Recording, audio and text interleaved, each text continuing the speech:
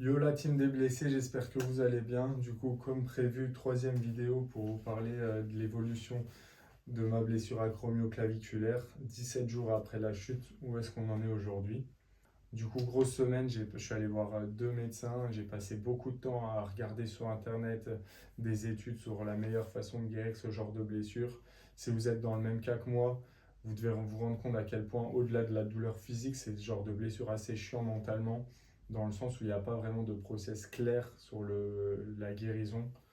Il y a vachement d'écoles différentes sur la meilleure solution, les techniques à adopter. Et, euh, et du coup, c'est vachement usant mentalement vu qu'on ne sait pas vraiment sur quel pied danser. Comme j'ai dit dans les vidéos précédentes, il y a l'école opération et non-opération.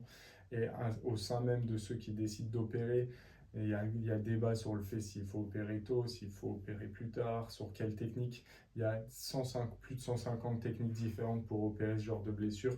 Du coup, c'est vachement le bordel.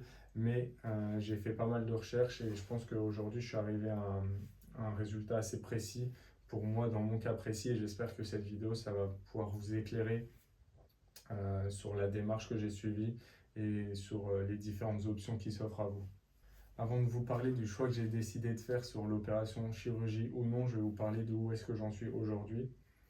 Du coup, niveau douleur, comme j'ai dit dans les vidéos précédentes, ça fait pas spécialement mal, mais je sens quand même que surtout le matin au réveil et la nuit, il y a un problème, quoi. Je trouve que ça fait mal. J'ai une douleur au milieu du dos assez persistante la nuit.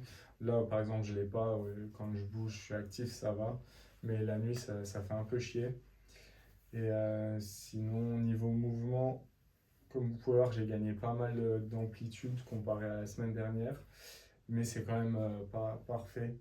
Là, à partir de ce niveau-là, je sens qu'il y a un problème.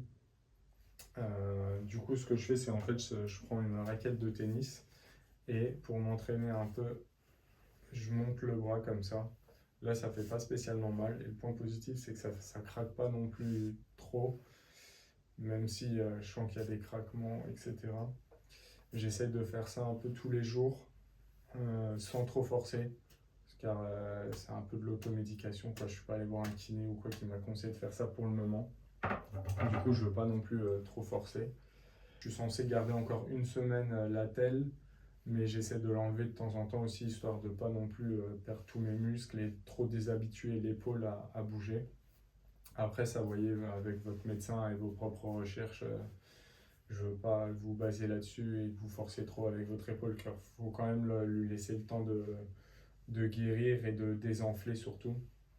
Vous pouvez mettre des packs de glace comme moi pour aider. Et aussi, j'ai mis des straps sur l'épaule. Je vous montre ça. Voilà, comme ça, pour essayer de maintenir l'épaule et surtout, vu qu'il n'y a plus les ligaments pour maintenir la clavicule qui remonte, en fait, ça tire vachement sur les muscles parce que la clavicule elle est encore attachée à travers les muscles qui l'entourent. Et je trouvais que ça tirait un peu sur la nuque et sur le pec. Du coup, pour ça, j'ai mis les straps qui viennent un peu enlever la pression des muscles et puis la maintenir un peu plus bas. Euh, Je ne sais pas si c'est la meilleure solution, mais personnellement, enfin, vous pouvez essayer et voir vous comment vous réagissez vis-à-vis de ça. Du coup, maintenant, qu'est-ce qui s'est passé avec les médecins? Du coup, je suis allé en voir deux, un chirurgien et un médecin du sport. J'ai commencé par le chirurgien, donc je suis allé voir un chirurgien dans une clinique privée de sport, qui lui m'a à peine ausculté, je suis arrivé, il m'a dit il faut opérer. Du coup, je suis parti de ce rendez-vous assez déçu de sa façon de gérer les choses. Et avec un peu de rétrospective, je me dis que c'était pas forcément le meilleur plan d'aller voir un chirurgien dans une clinique privée. Pourquoi? Car forcément, une clinique privée, ils gagnent leurs sous à la quantité de personnes qu'ils opèrent et qui traitent. Et le chirurgien, forcément, c'est son métier. Lui, il a appris à guérir de manière chirurgicale. Du coup, c'était un peu. Je devais m'attendre au fait qu'il pousse la chirurgie. Mais il l'a fait d'une manière un peu trop pushy, genre il m'a un peu trop forcé à le faire. Du coup, un peu déçu de son approche. Vis-à-vis de ça, on m'a conseillé d'aller voir un médecin du sport. Pourquoi? Car le médecin du sport, lui, ne gagnera pas plus de sous à choisir l'option chirurgicale avec un chirurgien ou l'option conservatrice avec un kiné. Lui, il sera beaucoup plus impartial et c'est donc ce que j'ai fait. médecin du sport, lui, on a eu une vraie discussion et m'a conseillé d'aller faire un IRM. Pourquoi faire un IRM? Eh bien, car dans ce genre de blessure, en fait, le gros problème, c'est de réussir à se diagnostiquer de manière précise dans quelle catégorie on est. Et donc, il y a la catégorie 1 et 2 qui ne requiert pas de chirurgie, la catégorie 3 où il y a des bas, et les catégories supérieures où là, il faut faire utiliser l'option chirurgicale.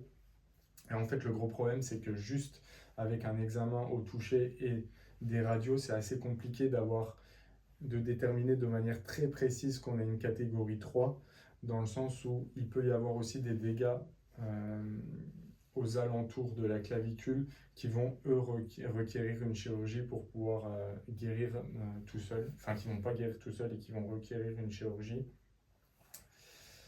Du coup, je vous conseille vivement de voir avec votre médecin pour essayer de voir un IRM, pour essayer d'avoir un diagnostic précis sur le fait de savoir si vous avez une catégorie 3 ou non.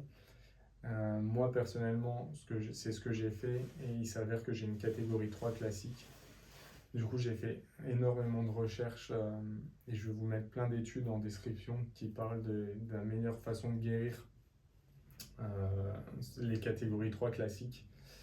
Et en parallèle, le médecin du sport, lui, m'a conseillé de ne pas faire d'opération dès le début, mais plutôt de tenter une approche conservatrice avec des séances de kiné pendant quelques mois et voir vers où ça évoluait. Et si vraiment ça ne marche pas avec le kiné, là, il faudra opérer, mais dans plus de 80% des cas, 80-90% des cas, juste l'option kiné pour une catégorie 3 classique suffit à retrouver toute l'amplitude qu'on avait avant cette blessure. Juste à titre indicatif, je vais vous mettre les images de mes radios. Comme ça, vous pourrez voir un peu par rapport à vos radios à vous, quelles sont les différences niveau distance entre la clavicule et l'épaule. Du coup, je suis plutôt content. Pas besoin d'opérer pour le moment. Je commence le kiné à partir de la semaine prochaine. Et je vous ferai des vidéos sur les exercices que le kiné me dit de faire, le process d'évolution, quelle timeline et à quoi m'attendre. Comme ça, vous pourrez aussi vous situer. Mais comme dit précédemment, je vous conseille vraiment d'aller voir un médecin du sport impartial et de lui demander de faire un IRM pour que vous ayez tous les éléments nécessaires pour pouvoir au mieux vous guider dans votre choix chirurgical ou conservatrice. Et voilà, si vous avez des questions, n'hésitez pas à les mettre en commentaire, je répondrai à toutes vos questions.